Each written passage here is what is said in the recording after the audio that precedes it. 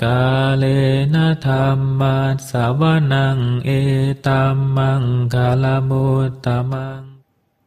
Kita masuk kepada sub pokok bahasan dengan judul Kebahagiaan Muda. Masih pada bab 4 tahun-tahun di Chiang Mai dari PDF A Spiritual Biography Venerable Acharyaman Buridatta Thera by Acharya Mahabhuanyana Sampano yang diterbitkan oleh Wihara Bodhi Giri. Mengenai nama-nama para penerjemah dapat Anda baca di bagian deskripsi yang ditulis di bawah video ini. Baiklah, kita mulai. Kebahagiaan muda. Terkadang, bila biku yang tinggal bersamanya adalah individu yang memiliki pencapaian yang tinggi, Acharyaman bersikap seperti biasa, ramah dan santai. Seperti halnya orang yang memiliki status yang sama yang telah kenal baik. Pada waktu itu ia tidak begitu keras dan disiplin. Akan tetapi tingkah lakunya pun bisa berubah sesuai kondisi. Ia bertingkah laku berbeda di satu situasi dan situasi lainnya, memperlakukan seseorang sesuai dengan keadaannya. Murid-muridnya kagum akan kesigapan dan reaksi yang baru terhadap situasi yang timbul di sekitarnya. Acharyaman biasanya menceritakan suatu cerita yang menghibur kepada para biku tentang masa mudanya yang menggambarkan karakternya yang dinamis. Aku akan menceritakan kembali untuk menggambarkan betapa drastisnya seseorang dapat berubah. Ketika Acharyaman masih muda dan sebagai umat awam, ia mengikuti kompetisi menyanyi yang dikenal dengan istilah maulam. Satu hari, ia menghadiri pekan raya yang cukup besar di desa tetangga, di mana ribuan orang telah berkumpul. Tiba-tiba, ia merasa ingin naik ke panggung untuk ikut di kompetisi nyanyi yang diikuti oleh wanita muda berbakat yang terkenal di daerah tersebut. Mungkin ia rasa hal ini menyenangkan untuk bersaing dengannya di atas panggung. Atau mungkin ia merasa sedikit jatuh cinta. Siapa yang tahu? Ia pun melompat ke atas panggung. Ia pun menemui wanita muda tersebut menerima tantangannya. Setelah mereka menyanyikan beberapa bait, tampak jelas kalau Mun muda kalah dalam kontes ini. Sewaktu hal ini terjadi, seorang penyelamat pun muncul, Chow Kun Upali, yang waktu itu beberapa tahun lebih tua dari Mun muda, yang datang ke pekan raya tersebut sebagai penonton. Sangat jelas kalau temannya kalah dengan memalukan dan keadaan menjadi makin buruk dengan tiap bait yang baru. Jika hal ini dilanjutkan, mungkin gadis ini dapat mengusirnya dari panggung penuh kemaluan. Karena ia adalah seorang penyanyi yang berpengalaman, tidak seperti Mun yang pemula. Bereaksi dengan cepat, Mun melompat ke atas panggung hanya untuk menemui harimau buas. Mulutnya yang penuh taring. Sedangkan ia hanyalah seekor anak anjing yang baru saja memiliki gigi susu. Jan, nama panggilan Chow Kun Upali pada waktu itu, mengetahui jika temannya itu bersikeras melanjutkannya. Wanita tersebut akan mengulitinya hidup-hidup, kemudian menjual bulunya. Ia berpikir, Mun tidak mengenali harimau ketika ia melihatnya. Ia hanya melihat seorang wanita muda. Ia tidak menyadari kalau ia akan dibantai. Aku harus melakukan sesuatu untuk menyelamatkannya. Jika tidak, ia akan pasti dijual di pasar. Setelah berpikir demikian, Jan melompat ke atas panggung dan berseru, "Berdebah Mun! Aku telah mencarimu ke segala tempat. Ibumu jatuh dari atap rumah. Aku tidak tahu apakah ia masih hidup atau tidak. Aku melihatnya terlentang di atas tumpukan tanah dan berusaha membantu. Tapi ia memaksaku untuk mencarimu. Aku telah berlari sepanjang hari mencarimu. Aku belum makan apa-apa dan aku sangat lelah. Keduanya, Mun dan wanita muda tersebut terkejut dan terdiam karena keributan tersebut. Mun segera menanyakan keadaan ibunya. Jan, bagaimana keadaan ibuku? Jan berpura-pura kelelahan sehingga tak dapat berbicara. Mungkin ia telah meninggal sekarang. Aku pun hampir mati kelelahan dan kelaparan. Dengan demikian, ia menggandeng tangan Mun, menariknya dari panggung di hadapan ribuan penonton yang kaget, dan berlari bersamanya sekencang mungkin. Ketika mereka sampai pinggiran desa, Mun dengan kebingungan mencari tahu mengenai ibunya. Apakah yang ibuku lakukan di atas atap rumah yang menyebabkan ia jatuh? Aku juga kurang mengetahui penyebab ia jatuh. Melihat ia terbaring di atas tanah, aku bergegas membantu. Akan tetapi ia segera menyuruhku untuk mencarimu, jadi aku langsung pergi. Aku tidak sempat mendengar cerita keseluruhannya. Seperti yang kamu lihat, apakah tampaknya ibuku akan meninggal? Kita sedang menuju ke sana untuk mencari tahu dengan mata kepala sendiri. Ketika mereka telah berjalan cukup jauh dari desa tersebut, dan Jan mengetahui bahwa Mun tidak akan berani kembali di malam hari sendirian, tingkah lakunya berubah ketika ia dengan jujur memberitahu Mun kalau tidak ada hal yang terjadi terhadap ibunya. Saya berpura-pura demikian, karena aku tak sanggup melihat wanita itu membersihkan lantai menggunakanmu. Saya takut ia akan mengulitimu dan menjual bulumu di pasar. Hal tersebut akan sangat memalukan bagiku dan seluruh desa kita. Ia akan mengebirimu hanya untuk kesenangannya saja. Jadi aku menipu kalian berdua untuk mempercayai cerita ini dan meyakinkan penonton kalau kamu pergi karena keadaan gawat, bukan karena kamu kehilangan kemauan untuk bertarung. Aku membawamu lari sebelum orang-orang menyadari tipuanku. Termasuk wanita buas tersebut ikut kaget akan tipu dayaku. Bisakah kamu lihat betapa tertipunya dia? Kaget dengan ucapanku. Ia melihat kita dengan penuh simpati terhadapmu dan ibumu ketika kita pergi. Aku menyelamatkanmu dari neraka yang ia siapkan untukmu. Jadi bagaimana menurutmu? Bukankah itu adalah tipuan yang cerdik? Oh, tidak. Memalukan.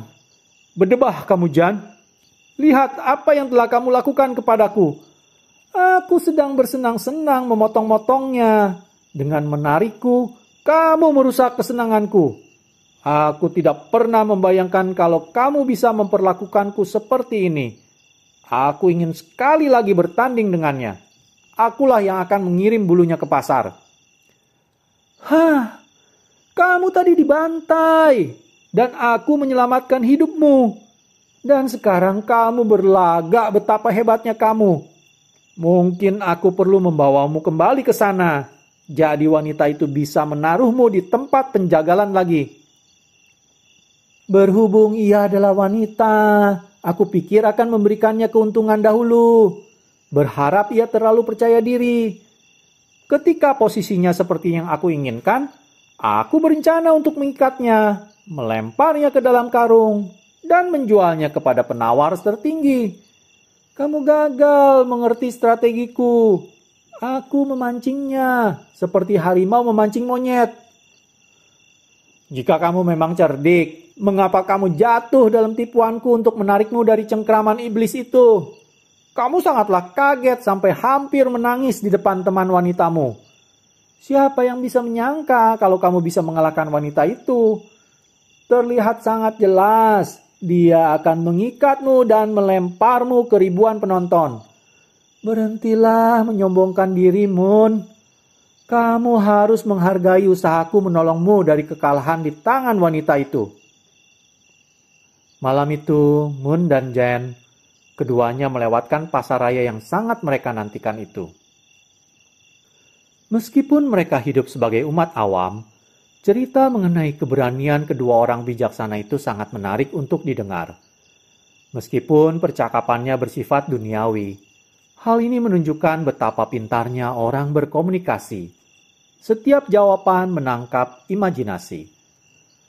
Ketika Acharyaman menghubungkan cerita mengenai mereka berdua, kita menjadi sangat tercerap dan kita hampir bisa membayangkan ketika mereka berbicara.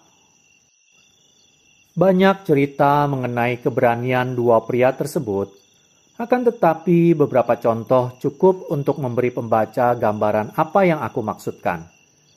Tindakan pintar yang mereka lakukan semasa muda menunjukkan betapa pintarnya mereka. Kemudian, ketika memasuki hidup kebikuan, keduanya menjadi orang bijak yang hebat.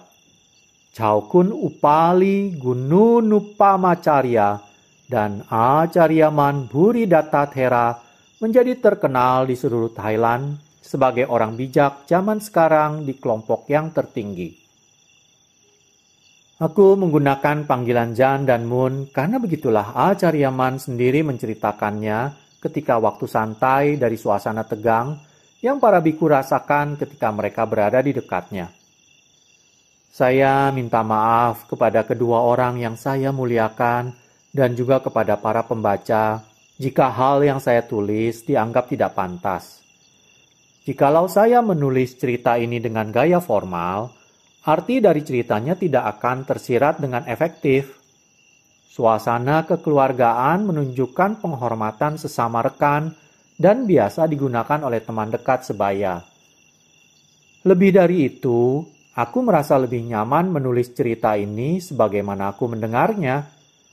Hal tersebut membuat kita melihat dua orang pemimpin ternama itu sebagai orang muda yang bersemangat tinggi yang bersenang-senang, yang bisa kita bandingkan dengan gambaran kita mengenai mereka sebagai biku yang luar biasa yang betul-betul meninggalkan kehidupan duniawi. Meskipun Acharyaman cenderung hidup untuk saat ini, sangat jarang berbicara mengenai masa lalu, ia senang memuji kepintaran Chaukun Upali dari waktu ke waktu. Di satu waktu, ketika mereka berdiskusi mengenai cerita Raja Wesantara, ia bertanya kepada Chaukun Upali mengenai ibu dari Putri Madri, seorang tokoh dari cerita tersebut. Ia tidak pernah melihat namanya di dalam kitab dan berpikir kalau ia terlewat membacanya. Reaksi Chaukun Upali sangat cepat. Apa? Kamu belum pernah mendengar mengenai ibunya Madri? Semua orang di kota mengetahuinya. Di mana kamu mencarinya sampai-sampai kamu tidak bisa menemukannya? Mengaku kalau ia belum menemukan namanya di dalam kitab, Acharyaman berpikir di mana hal ini disebutkan. Kitab? Kitab apa? Bagaimana dengan si mulut besar? Nyonya Op yang tinggal di rumah besar yang terletak di perempatan jalan menuju wihara. Acharyaman pun menjadi kebingungan. Ia tak dapat mengingat tentang suatu wihara di dalam cerita itu. Perempatan dan wihara yang manakah yang ia maksudkan? Tahukah kamu, ibunya Madri rumahnya terletak di sebelah rumahmu. Bagaimana bisa kamu tidak mengetahui Madri dan ibunya? Betapa menyedihkan. Madri dan ibunya tinggal di desa asalmu dan kamu tidak mengenali mereka. Bahkan kamu mencarinya di kitab. Saya malu akan kamu. Di saat Chaukun Upali mengingatkan bahwa Madri dan ibunya tinggal di desa asalnya, Acharyaman dapat mengingat mereka. Sebelum itu, ia kebingungan karena ia berpikir mengenai cerita Wesantara Jataka. Ia pun berkata bahwa Chaukun Upali sangat cerdik dalam mengadu kepintaran, menggunakan permainan kata dan pembalasan yang tangkas yang tak disangka, menyebabkan pendengarnya menjadi kaget, yang mengakibatkan mereka menggunakan kepintarannya. Acharyaman pun biasanya tertawa ketika bercerita mengenai ia menjadi korban kepintaran Chaukun Upali. Acharyaman menghabiskan satu masa wasa di dekat desa Ban Nam Mau di distrik Maipang di Provinsi Chiang Mai. Saka, dewa raja surgawi, sering mengunjungi dengan rombongan besar. Meskipun di musim kemarau, ketika ia pergi sendirian ke pegunungan dan tinggal di Gua Dokham, Saka membawa rombongannya untuk menemuinya. Biasanya lebih dari 100.000. Mereka datang lebih sering dan lebih banyak dibandingkan dengan rombongan dewa lainnya. Jika sebagian dari rombongannya belum pernah datang sebelumnya, Saka menjelaskan terlebih dahulu cara yang benar mendengarkan Dhamma. Acariaman biasa menggunakan Metta Appamanya Brahma Wihara sebagai topik pengajarannya karena para dewa tersebut senang akan topik ini. Karena tempat ini sangat terpencil dan hening, Ban Nam Mao dan Gua Dokhan menyebabkan banyak dewa dari banyak alam dibandingkan lokasinya yang lain. Makhluk-makhluk tersebut sangatlah menghormati Acariaman dan tempat yang ia tinggali. Begitu memasuki area tersebut, mereka sangat berhati-hati melewati jalur meditasi berjalannya yang telah diperhalus dengan pasir oleh para penduduk desa. Para naga juga menghindari jalur tersebut ketika mereka datang berkunjung. Dikala pemimpinnya harus melewati area tersebut, ia selalu memutar jalannya. Terkadang ketika naga mengirim penyampai pesan untuk mengundang Acariaman datang ke suatu acara, seperti manusia ketika mereka mengundang biku ke suatu acara. Sang pembawa pesan selalu menghindari area tersebut. Terkadang jika mereka tidak dapat menghindari jalur yang telah diperhalus dengan pasir tersebut, mereka akan menyapu pasir tersebut dengan tangan mereka, merangkak menyeberang, kemudian kembali berdiri lagi, lalu berjalan menuju tempat tinggal Acariaman. Tingkah laku mereka sangatlah terkendali. Acariaman percaya jika manusia, penjaga sasana, memiliki ketertarikan murni terhadap Dhamma dan penghargaan diri sendiri, mereka seharusnya menunjukkan tingkah laku yang penuh penghormatan terhadap sasana, seperti halnya dewa dan naga. Meskipun kita tak dapat melihat bagaimana makhluk tersebut menunjukkan penghormatannya, ajaran Buddhisme mengajarkan hal ini secara lengkap. Sayangnya, kita manusia tidak setertarik itu seperti seharusnya. Kita tampak lebih ingin menimbulkan penderitaan dan ketidakpedulian dalam diri kita, sehingga kita tidak bisa mengalami kebahagiaan yang bisa kita dapatkan. Sesungguhnya, sasana adalah akibat dari semua perbuatan baik, yang menyebabkan kebahagiaan bagi mereka yang menjalankan ajaran Buddhisme. Acariaman terus menekankan bahwa batin adalah hal yang terpenting di dunia. Batin yang kotor akan menyebabkan semua hal yang berhubungan dengannya menjadi kotor. Tidak peduli bagaimana bersihnya pada awalnya, menyebabkan menjadi kotor pada akhirnya. Jadi Dhamma tidak dapat terhindar dari cemaran batin yang kotor. Meskipun Dhamma sendiri adalah murni, akan menjadi kotor jika dimiliki oleh orang yang berbatin kotor. Andai kain bersih yang digunakan untuk mengelap kotoran. Contohnya, ketika orang jahat ingin mengesankan orang lain dengan pengetahuannya akan kitab Buddhis, tidak ada hal yang baik akan timbul. Orang kotor yang keras kepala dan keras kepala tentang masalah keagamaan juga tidak ada bedanya. Dan tidak peduli bagaimana istimewanya Buddhisme, mereka tidak akan mendapatkan manfaatnya. Mereka hanya mengaku dirinya sebagai Buddhis, akan tetapi mereka tidak akan pernah mengerti manfaat Buddhis sesungguhnya dan bagaimana hal ini mempengaruhi hidupnya pribadi. Kebenaran sesungguhnya mengenai sasana adalah kita sendiri adalah sasana.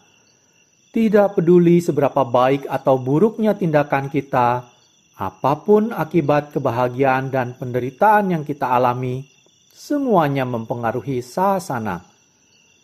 Kata sasana berarti cara hidup yang benar yang dijalani masing-masing orang. Jika kita mengira bahwa sasana ada di luar diri kita, artinya pengertian kita salah. Begitu juga dengan latihan kita yang cenderung salah. Segala sesuatu yang salah itu kurang lebih tidak berguna. Hal ini bisa menjadi berguna dengan pengorbanan kebenaran, harga diri, dan integritas setiap individu.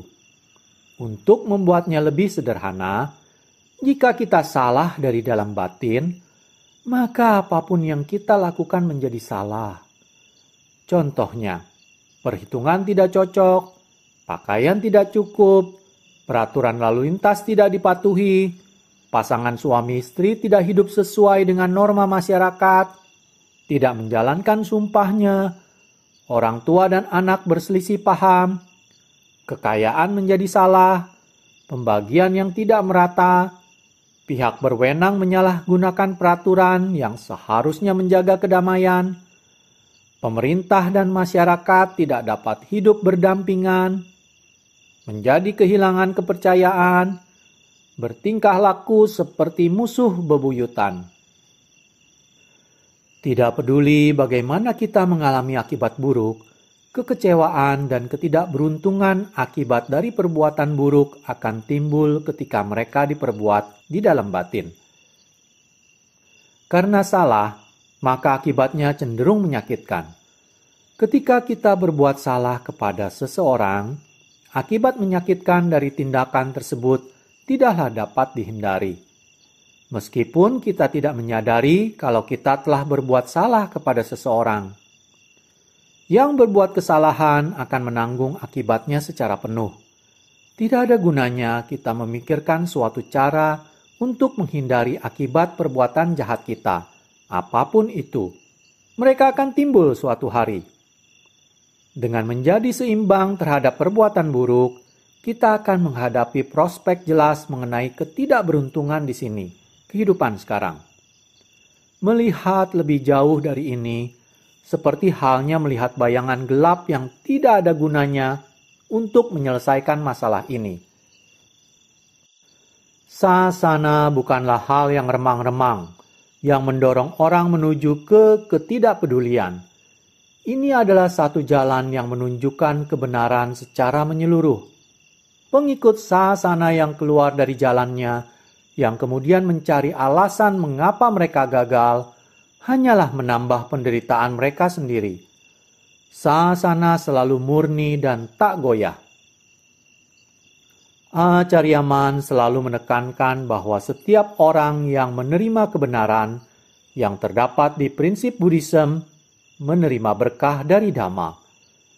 Dengan santai dan tenang, seluruh hubungan pun cenderung demikian.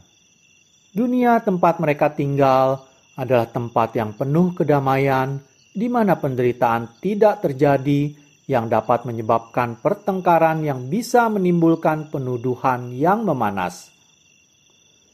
Alasan mengapa manusia tidak mengalami kebahagiaan yang mereka inginkan, karena mereka mengizinkan kemarahan membara untuk mengatur tingkah laku mereka dari urusan bisnis sampai ke tempat kerja, dari urusan resmi sampai ke pasar. Dimanapun mereka pergi, apapun yang mereka lakukan, mereka sepanas api, menyebabkan mereka sulit untuk menjaga keseimbangan di hidup mereka.